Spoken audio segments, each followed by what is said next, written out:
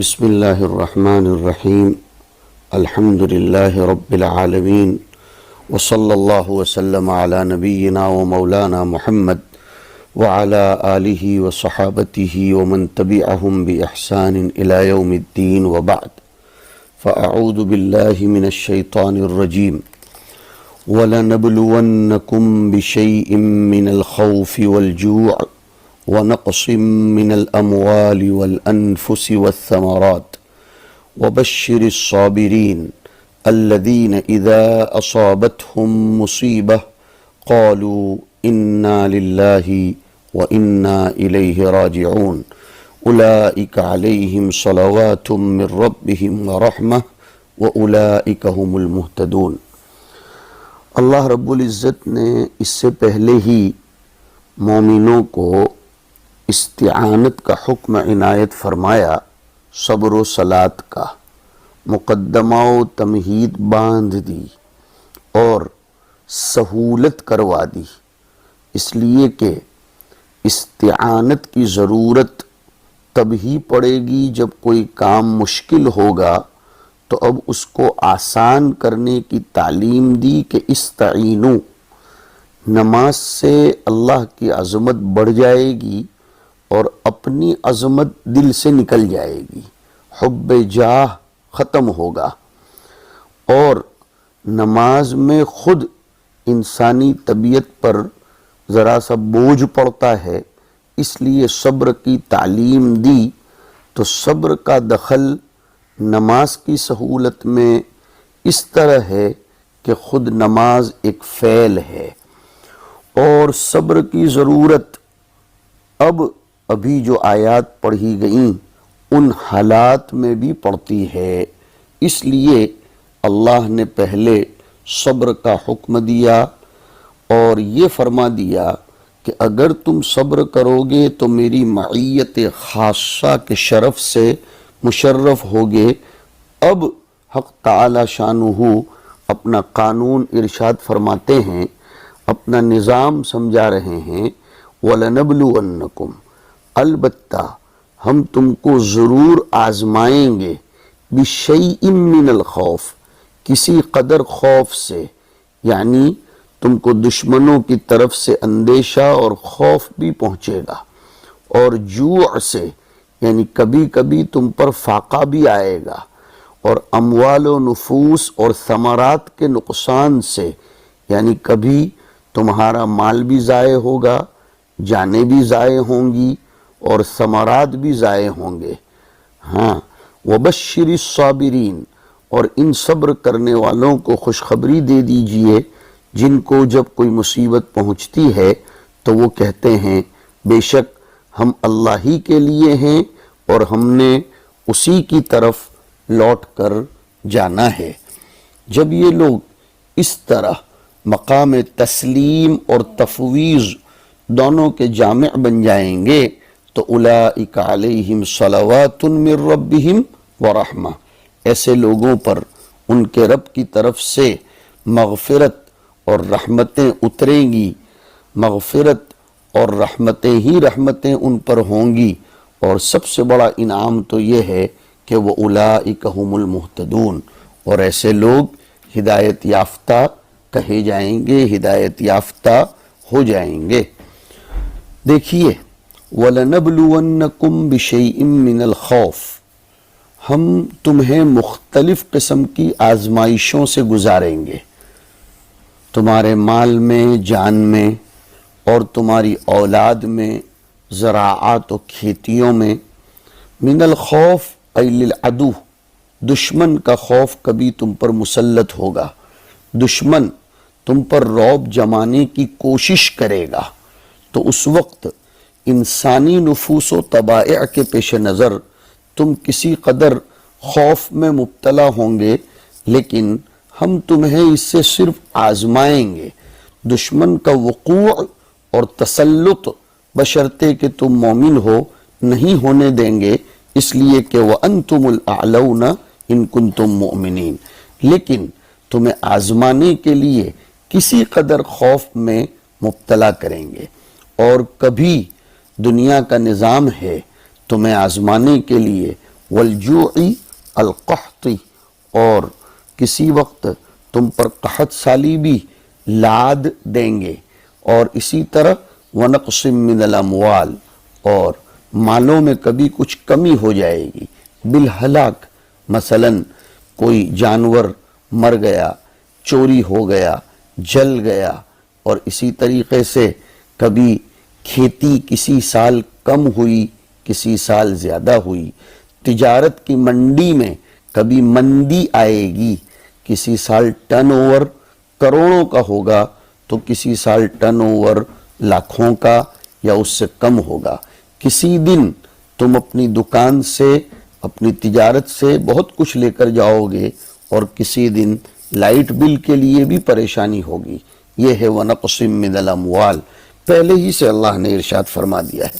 وَالْأَنفُسِ، اور تمہاری جانوں میں بھی ہم تمہیں کمی کر کے آزمائیں گے، بالقتل، بئی طور کہ تم شہید کیے جاؤ گے، والامراض،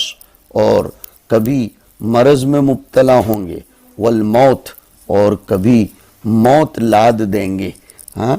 اور جہاد واجب کر کے بھی ہم تمہیں آزمائیں گے، اور بعضوں نے ونقص من الاموال کی تفسیر زکوٰۃ سے کی، زکوٰۃ کا حکم لاگو کر کے بھی ہم آزمائیں گے، دیکھنا چاہیں گے کہ تم صبر کرتے ہو یا نہیں، والثمرات، اور پھلوں کے ذریعے بھی کمی کر کے، پھلوں میں کمی کر کے، پیداوار میں کمی کر کے، کوئی آفت لاد کر، کبھی تمہارے کھیتوں اور باغات کی پیداوار پر آفت آئے گی، اگرچہ ثمرات اموال میں آ گئے تھے مگر چونکہ زمینداروں کے یہاں اعز الاموال ہیں یہ الثمرات، اور مدینہ والے اکثر زمیندار تھے، اس لیے ثمرات کو مستقلاً بیان فرمایا، یہ نقطہ خوب ذہن میں رکھیے کہ وَنَقْصٍ مِّنَ الْأَمْوَالِ میں الثمرات آ گئے تھے، لیکن اموال میں اعز یہ ثمرات ہیں، اور مدینہ والوں کے یہاں چونکہ وہ زمیندار تھے ثمرات کی بڑی اہمیت تھی،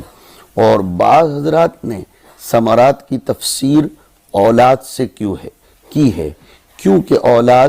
ماں باپ کے جگر کے ٹکڑے ہوتے ہیں، اس لیے اولاد کو ثمرات الفؤاد بھی کہا جاتا ہے، اور اس تفسیر میں بھی کبھی کسی کو یہ وہم ہو کہ اگر ثمرات سے مراد اولاد ہیں تو پھر وہ وَنَقْصٍ مِّنَ الْأَمْوَالِ وَالْأَنفُسِ میں آ گئے تھے، انفس میں، مگر یہاں بھی تخصیص کی وجہ یہی ہوگی کہ ثمرات، پیداوار، ان کو اموال کے بعد ذکر کرنے کی وجہ جو تھی کہ اولاد بھی اعز النفوس ہیں اور ان کے مرنے کا غم زیادہ ہوتا ہے، اس لیے ان کو الگ سے بیان کر دیا کہ کسی وقت تمہاری اولاد بھی ہلاک ہوگی، اس میں ایک تو یہ بتلا دیا کہ تم پر یہ واقعات آئیں گے، اور یہ بھی بتلا دیا کہ ایسے حوادث سے ہم تمہارا امتحان لیں گے، ہم صرف امتحان لیں گے، والثمرات، مصنف فرماتے ہیں کہ بالجوائح، جائحۃ کی جمع، جائحۃ ایسی آفت کو کہتے ہیں جو کھیت میں پھل کو، پیداوار کو پہنچتی ہے، کیڑا، دیمک یا کوئی نقصان وغیرہ ہو جاتا ہے، ای لنختبرنکم، ہم تمہیں آزمائیں گے، یعنی ہم ابتلاء کریں گے اختبار کریں گے، اور یہ پہلے بحث آ چکی ہے کہ اللہ کی طرف سے اختبار و ابتلاء یہ اظہار کے لیے ہوتی ہے، اظہار المطیع من العاصی، یہ نہیں کہ اللہ پاک جس کو نہیں جانتا تھا اس کو اس طرح کے حوادث لا کر دیکھنا چاہتا ہے، نہیں، وہ تو جانتا ہے، مگر ظاہر کرنے کے لیے، فننظر، یعنی ہم دیکھ کر لوگوں کو بتائیں گے، اتصبرون ام لا، کہ تم صبر کرتے ہو یا نہیں، صبر کرنے والوں کو وبشر الصابرین علی البلاء بالجنہ، کہ جو لوگ صبر کرتے ہیں مصیبتوں پر، صابرین کی کئی قسمیں ہیں، یہاں بیان فرمایا کہ صبر علی البلاء، ان کو خوشخبری دے دو بالجنتی، جنت کی۔ کون ہے صبر کرنے والے؟ جو بعد میں چل کر طول امد، رفتار زمانہ کی بنیاد پر، پھر فطری طور پر کسی چیز میں صبر کرنے پر مجبور ہو جائیں، نہیں، بلکہ ہم الذین اذا اصابتہم مصیبۃ قالوا انا للہ و انا الیہ راجعون۔ ہم، یہ مبتدا کو مقدر مانا گیا یہ بتلانے کے لیے کہ وہ مرفوع علی المدح ہے، اس کو صفت نہ مانی جائے، تبشیر مختص ہو جائے گی ان لوگوں کے ساتھ جو ایسا کہتے ہیں کہ انا للہ و انا الیہ راجعون۔ یہ کب ہوگی؟ اگر اس کو صفت مانا جائے گا۔ اس لیے تبشیر چونکہ صرف ان لوگوں کے ساتھ خاص نہیں ہے بلکہ اور لوگوں کے لیے بھی تبشیر کی آیات قرآن کریم میں وارد ہوئیں، اس لیے ہم کو مقدر مانا گیا تاکہ یہ مرفوع علی المدح ہو۔ اگر ہم نہ آتا تو آگے آنے والا جملہ اس میں موصول کی بنا پر الصابرین کی صفت بن کر پھر تبشیر ایسے ہی قائلین کے ساتھ خاص ہو جاتی جو مقصود خداوندی نہیں ہے۔ تو صابرین وہ ہیں کہ جب انہیں کوئی سی بھی مصیبت پہنچتی ہے، مصیبتن اس کی تنوین یہ تنویع کے لیے یا پھر بالکل معمولی سی مصیبت پر دلالت کرنے کے لیے بھی ہے، چھوٹی بڑی کوئی سی بھی مصیبت ان کو پہنچتی ہے، بلاؤن آزمائش، مصیبت حقیقت میں آزمائش ہوتی ہے۔ پتہ چلا کہ کوئی مصیبت فی نفسی ہی مصیبت نہیں ہوتی بلکہ اس میں آزمائش ہوتی ہے۔ وَلَنَبْلُوَنَّكُمْ آگے آ چکا ہے، اور وَنَبْلُوكُمْ بِالشَّرِّ وَالْخَيْرِ فِتْنَةً، تو اگر انہیں کوئی مصیبت پہنچتی ہے قالو تو وہ کہتے ہیں انا للہ، ہم تو اللہ ہی کے لیے ہیں، ملکن و عبیدن، ہماری مملوکیت بھی اللہ کی، ہمارا مالک بھی اللہ، ہمارے اوپر تصرف کرنے کا اختیار اس لیے کہ ہم غلام اسی کے ہیں تو اس کو مکمل تصرف کا اختیار ہے۔ پھر شکوے شکایت کس بات کی جب ہم ہیں ہی اس کے؟ تو وہ قالو باللسان والقلب، صرف لسان سے نہیں، تلفظ لسان سے ہو لیکن دل میں جزع فزع ہو تو یہ تو قبیح ہے، یہ قضا کے ساتھ ناراضگی ہے اور یہ نہیں ہو سکتا۔ تو بہت اچھی بات اور علاج بتلایا کہ یہ تصور کر لیا جائے کہ جب سب کچھ اللہ کا ہے، چاہے اموال ہوں، انفس ہوں، ثمرات ہوں، ہماری خود کی جانیں ہوں، جب سب کچھ اسی کا ہے تو اس کو تصرف کرنے کا کلی اختیار ہے۔ نیز ایسے موقع پر اللہ کی نعمتوں کا تذکر و استحضار کرے تاکہ اس کو یہ یقین ہو جائے کہ اللہ نے مجھ پر جو باقی رکھا ہے وہ اس سے کئی گنا زیادہ ہے جو اس نے ابتلاءً مجھ سے لے لیا ہے، تو اس سے اس کے اوپر مصیبت آسان ہو جائے گی۔ یہ بہت اچھا نسخہ علماء کرام نے ذکر کیا ہے کہ جب کبھی کوئی چیز ہم سے لے لی جائے یا اس میں کمی ہو تو اس کے مقابلے میں جو نعمتیں باقی ہیں ان کو شمار کرے، اس کو نظر آئے گا کہ انما ابقاہ اللہ علیہ اضعاف ما اخذہ منہ یا ما سلبہ منہ، تو اب اس پر مصیبتوں کا جھیلنا آسان ہو جائے گا۔ اور یہ جملہ خود اپنے اندر ایک علاج رکھتا ہے کہ انا للہ، ہم سب جب اسی کے ہیں، ہماری اولاد اور ہمارے تمام مملوکات جس پر ہم مجازی مالک ہیں سب اسی کا ہے، تو اس کو اختیار ہے یفعل بنا ما یشاء، وہ ہمارے ساتھ جس طرح تصرف کرنا چاہے کر سکتا ہے، کبھی نعمت دینا چاہے دے، کبھی اصابت مکروہ چاہے، کوئی اس کی مصلحت کی بنیاد پر خیریت کے ارادے سے، تو وہ اس کو پورا اختیار ہے۔ وَإِنَّا إِلَيْهِ رَاجِعُونَ، اور ہم اسی کی طرف لوٹنے والے ہیں فی الآخرتی، تو جو کچھ وہ لے گا اگرچہ اس نے ہم کو مجازن مالک بنایا ہے لیکن وہ اس کا بدلہ بھی ہم کو دے گا۔ فی الحدیث من استرجع عند المصیبت آجرہ اللہ فیہا، حدیث شریف میں وارد ہوا کہ جو مصیبت کے وقت یہ کلمہ استرجاع پڑھ لیتا ہے انا للہ والا، تو اللہ رب العزت اس کو اس مصیبت میں اجر سے نوازتا ہے، بلکہ وَأَخْلَفَ عَلَيْهِ خَيْرًا، اور اس کو نعم البدل نصیب فرماتا ہے۔ جی ہاں، بہت بڑی بشارت ہے۔ اور انما الصبر عند الصدمۃ الاولی، کوئی سی بھی مصیبت ہو، ہم لوگوں نے تو صرف کسی کے انتقال پر اس جملے کو خاص کر لیا ہے کہ انا للہ والا جملہ کوئی مر جائے تبھی کہا جائے گا۔ قرآن کریم تو کہتا ہے اصابتہم مصیبتن، کوئی سی بھی مصیبت، اسی لیے دیکھو آگے اس کو سمجھایا جا رہا ہے۔ وفیہ، اور حدیث شریف میں آیا ان مصباح النبی صلی اللہ علیہ وسلم طفئ، حضور پاک صلی اللہ علیہ وسلم کا چراغ بجھ گیا تھا، فاسترجع،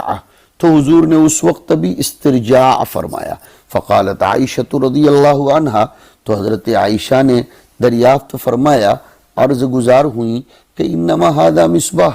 حضور یہ تو ایک چراغ ہے، اس کے بجھنے پر بھی آپ انا للہ پڑھتے ہو؟ فقال، حضور نے فرمایا کل ما ساء المؤمن فہو مصیبت،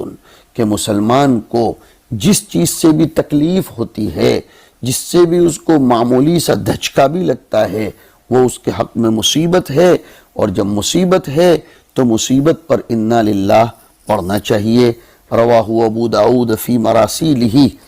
امام ابو داؤد رحمۃ اللہ علیہ نے اس روایت کو اپنی مراسیل میں نقل فرمایا ہے۔ ایک تو سنن ابی داؤد ہے